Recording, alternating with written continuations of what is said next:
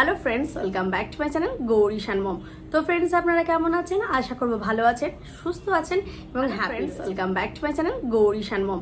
তো ফ্রেন্ডস, আপনারা কেমন আছেন? আশা করবো ভালো আছেন, সুস্থ আছেন এবং হ্যাপি রয়েছেন। আজ আমি আপনাদের সাথে শেয়ার করবো প্রেগন্যান্সি খাবারের নাম। ইয়েস ফ্রেন্ডস, 7টি খাবারের কথা কেন বলা হচ্ছে? এই 7টি খাবার হচ্ছে জাদুকরি খাবার, যেটা প্রেগনেন্ট বা গর্ভাবস্থায় অবশ্যই মায়েদের ডায়েট চার্টে অ্যাড করে নিতে হবে। কেন অ্যাড করবেন? 1 নম্বর হচ্ছে সুস্বাস্থ্য সম্পন্ন বেবি পেতে গেলে বা নিজেকেও ফিট রাখতে গেলে এই 7টি খাবার কিন্তু আপনাকে অবশ্যই আপনার খাদ্য তালিকায় অ্যাড করে নিতে হবে। জন্মগত ত্রুটি হওয়া, সময়ের আগে বাচ্চা বর্ন হয়ে যাওয়া, তার বাচ্চার ওজন কম, এই যে প্রবলেমগুলো হয় এই প্রবলেমগুলো কিন্তু হবে না। এই সবগুলো যদি আপনারা না চান বা এই সব যে হওয়ার একটা চান্স থাকে, প্রবণতা থাকে, এই প্রবণতা যদি আপনারা কম করতে চান তাহলে অবশ্যই সঠিক পুষ্টি এবং সঠিক লাইফস্টাইল কিন্তু ভেরি ইম্পর্টেন্ট। তাই এই 7টি খাবার সম্পর্কে আজকের কিন্তু ভিডিও। তো চলুন শুরু করা যাক আজকের ভিডিও। সবার প্রথম আমি একটা সহজ খাবারের কথা বলি, যেটা কিন্তু আমাদের নিত্যদিনের খাবারে পাওয়া যায়, খুব কস্টলি খাবার নয় ফ্রেন্ডস। এটা হচ্ছে শাক। শাকে কি রয়েছে আপনারা জানেন? শাকে রয়েছে ফলেট এবং আয়রন। এই দুটো জিনিস কেন দেওয়া হয় জানেন? এই দুটো জিনিস ভেরি ইম্পর্টেন্ট আমাদের প্রেগনেন্সিতে বা গর্ভাবস্থায়। একটি বাচ্চাকে কিন্তু সুসম্পন্ন করে, মানে হাত মাথা মানে গঠন সুসম্পন্ন করতে কিন্তু ফলিটের প্রচুর পরিমাণে আমাদের ভূমিকা রয়েছে। ফলিট কিন্তু আরও অনেক কিছু খাবারে পাওয়া যায়। অনেক সময় কি হয়, এই গবেষণা করে দেখা গেছে ফলিটের অভাবে কিন্তু অনেক মায়ের এরকম বেবিদের প্রবলেম হয়েছে। তার জন্য এখন ডক্টরেরা ন্যাচারালি কিন্তু ফলিটের ওষুধ কয়েক মাস পরেই কিন্তু প্রেগনেন্সিতে ডক্টরেরা পিল দিতে শুরু করে। এবার আপনারা বলি আয়রন তো অবশ্যই ফ্রেন্ডস, আয়রন যদি আপনি পেতে চান তাহলে কিন্তু শাকের থেকে বেস্ট খাবার হতেই পারে। আয়রন কিন্তু আরো অনেক কিছুতে পাওয়া যায়, কিন্তু বেস্ট পাওয়া যায় শাক থেকে। অতিরিক্ত সবুজ জাতীয় যে খাবারগুলো হয় তাতে কিন্তু প্রচুর পরিমাণে আয়রন রয়েছে। আমাদের শরীরে কিন্তু আয়রনের অভাবে কিন্তু রক্তাল্পতা হয়। তোকে উৎপন্ন করতে কিন্তু ভীষণ পরিমাণে আয়রন আমাদের ভূমিকা পালন করে। আপনার যদি আয়রন বডিতে ঠিকঠাকভাবে না অ্যাবজর্ব হয় তাহলে কিন্তু আপনার হিমোগ্লোবিন বাড়বে না। আয়রনের সঙ্গে হিমোগ্লোবিনের কিন্তু একটা স্বাভাবিক যোগ আছে।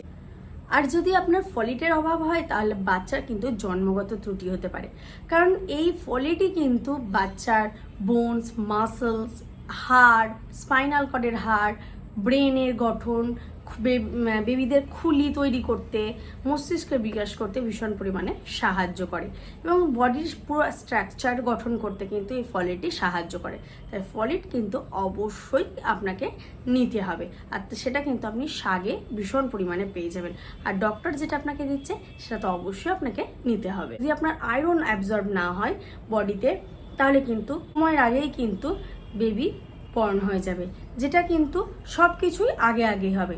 রোগ জীবাণু সবার প্রথম তাকে অ্যাটাক করবে এবং যে কোনো অসুখ বিসুখই তার আগে হয়ে যাবে এবং বিভিন্ন রকম কিডনির সমস্যা, বিভিন্ন রকম প্রবলেম তার দেখা দেবে। অল্পতেই সর্দি লেগে যাওয়া, বেবিদের অল্পতেই অসুস্থতা, এগুলো কিন্তু পরবর্তীকালে সারা জীবন ধরে কিন্তু এই প্রবলেমটা ফেস করতে। শাকের কথা এখানে বলবো, শাক কিন্তু বিভিন্ন ধরনের শাক পেয়ে যাবেন, যেমন হচ্ছে পালং শাক, পুঁই শাক, ডাঁটার শাক। তাছাড়া কিন্তু আরও অনেক ধরনের শাক রয়েছে, যেমন কলমি শাক, হিংচে শাক, তারপর কুমড়ো শাক, বিভিন্ন ধরনের শাক পেয়ে যাবেন। পারলে প্রতিদিন আপনার খাদ্য তালিকায় শাকটা অ্যাড করে নিন। নেক্সট যে খাবারটি বলবো সেটি হচ্ছে ডিম। এটা একটা সহজ খাবার। এই খাবারটি সুসম্পন্ন খাবার।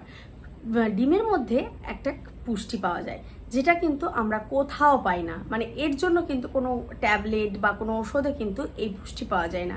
সেটা হচ্ছে কোলিন। আর গর্ভবতী মায়েদের কিন্তু কোলিন ভীষণ পরিমাণে প্রয়োজন হয়। তাই কোলিন যদি আপনি পেতে চান তাহলে কিন্তু আপনাকে ডিম অবশ্যই আপনার খাদ্য তালিকায় অ্যাড করতে হবে। এছাড়া বলবো অনেক কিছু পাওয়া যায়, অনেক ভিটামিন মিনারেল কিন্তু ডিমে রয়েছে। তাই গবেষকরা কিন্তু বেশিরভাগই কিন্তু পুষ্টির রত্ন বলে কিন্তু আখ্যা দিয়েছেন। তাই অবশ্যই বলবো ডিম যদি আপনি খেতে পারেন তাহলে কিন্তু আপনার কোলিনের চাহিদা ফুলফিল হয়ে যাবে। আর কোলিন কিন্তু কোনো রকম ট্যাবলেট বা ঔষধে কিন্তু পাওয়া যায় না। এটা আপনাকে খাদ্য থেকেই নিতে হবে। আর কোলিন যদি সব থেকে আপনি পেতে চান তাহলে সেটা আপনাকে ডিমেই পাবেন। তাছাড়া কিন্তু আপনি আরও অনেক কিছুতে কোলিন পাবেন, যেমন মাছ, মাংস, এতেও কিন্তু আপনি প্রচুর পরিমাণে কোলিন পাবেন। শুধু একটা জিনিসে আপনাকে খেয়াল রাখতে হবে যেন ডিমটি কাঁচা না থেকে যায়, কারণ ডিম যদি আপনার কাঁচা থাকে তাহলে ডিমের মধ্যে যে ব্যাকটেরিয়া থাকে সেটা আপনার গর্ভপাত অনেক সময় করিয়ে দেয়, বা আপনার ভেতরে গিয়ে কিন্তু নানান রকম প্রবলেম বা ব্যাকটেরিয়া ছড়িয়ে গিয়ে কিন্তু আপনার ক্ষতি করতে পারে। ডিমকে কিন্তু প্রপারলি কুক করবেন, তারপরে কিন্তু গর্ভাবস্থায় খাবেন। নেক্সট যে খাবারটির কথা বলবো সেটা হচ্ছে ক্যালসিয়াম জাতীয় খাবার। ইয়েস, ক্যালসিয়াম কিন্তু সমস্ত দুধের প্রোডাক্টে পাওয়া যায়। ক্যালসিয়াম কিন্তু ভীষণ পরিমাণে বাচ্চার হাড়কে মজবুত করতে সহায়তা করে। তাছাড়া কিন্তু দাঁতের গঠনকে তৈরি করতে কিন্তু ভীষণ পরিমাণে ক্যালসিয়াম সাহায্য করে। অনেক বাচ্চা আছে যারা কিন্তু সময়ের অনেক পরে হাঁটতে শেখে, কারণ এটা মানা হয়ে থাকে যে তাদের শরীরে কিন্তু প্রেগনেন্সিতে ক্যালসিয়ামের চাহিদা ফুলফিল হয়নি। তো ন্যাচারালি কিন্তু আজকাল ডক্টর কিন্তু কয়েক মাস পর থেকে, মানে 2 থেকে 3 মাস পর থেকে কিন্তু ক্যালসিয়ামের ট্যাবলেট দেওয়া স্টার্ট করে দিয়েছে। কারণ অনেক সময় কি হয়, মায়েদের কিন্তু ক্যালসিয়াম জাতীয় খাবার ঠিক একটা খাওয়া হয় না। দুগ্ধ জাতীয় সমস্ত প্রোডাক্টে কিন্তু আপনি ক্যালসিয়াম পেয়ে যাবেন। এবার আপনারা বলতেই পারেন যে সারাদিনে তাহলে কতটা দুধ খাওয়া উচিত। এখানে আমি বলবো 1 গ্লাস দুধ আপনাকে ডেইলি বেসে খেতেই হবে। যারা মনে করছেন দুধ খেলে আপনাদের অস্বস্তি করছে, শরীর খারাপ করছে, তাদেরকে বলবো পনির খান, ছানা খান, ছাঁচ খান, ঘোল খান, এইগুলো দিয়েও কিন্তু আপনি প্রচুর পরিমাণে ক্যালসিয়াম পেয়ে যাবেন। ক্যালসিয়াম কিন্তু আর একটা জিনিসকে নিয়ন্ত্রণ করে, সেটা হচ্ছে ব্লাড প্রেশার। অনেক মা আছে যাদের কিন্তু নর্মাল সময় কোনো প্রেশার ছিল না, কিন্তু প্রেগনেন্সির পর কিন্তু ব্লাড প্রেশার এসে যায়, যেটা কিন্তু নিয়ন্ত্রণ করতে ভীষণ পরিমাণে সাহায্য করে। ব্লাড প্রেশার যদি আপনার প্রচুর পরিমাণে বেড়ে থাকে তাহলে প্রেগনেন্সিতে নানান সমস্যা হয়। আপনারা হাইপার টেনশন হয়ে পড়বেন এবং সময়ের আগেই কিন্তু বেবির জন্ম হয়ে যায়, যেটা কিন্তু একদমই ঠিক নয়। তাই ব্লাড প্রেশারকে নিয়ন্ত্রণ করতে কিন্তু ভীষণ পরিমাণে সাহায্য করে ক্যালসিয়াম জাতীয় খাবার।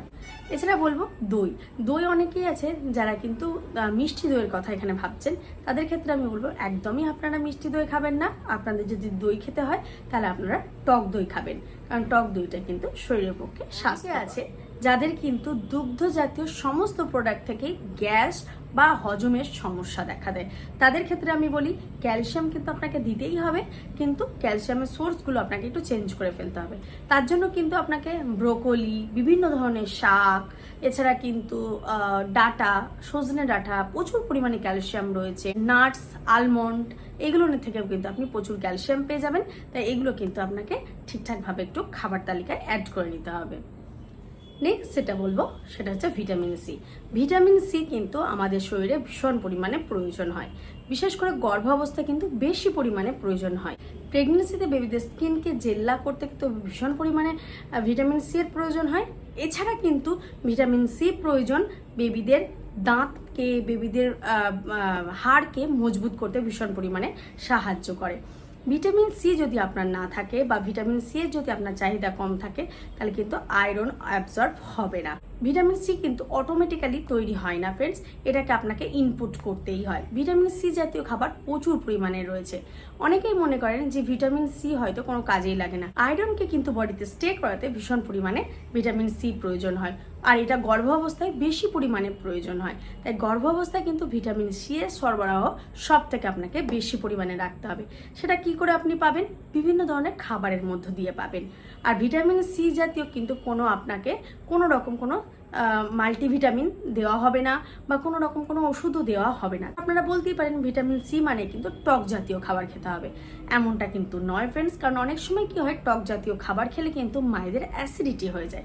তাই টক জাতীয় খাবার ছাড়াও কিন্তু আপনি ভিটামিন সি পেয়ে যাবেন।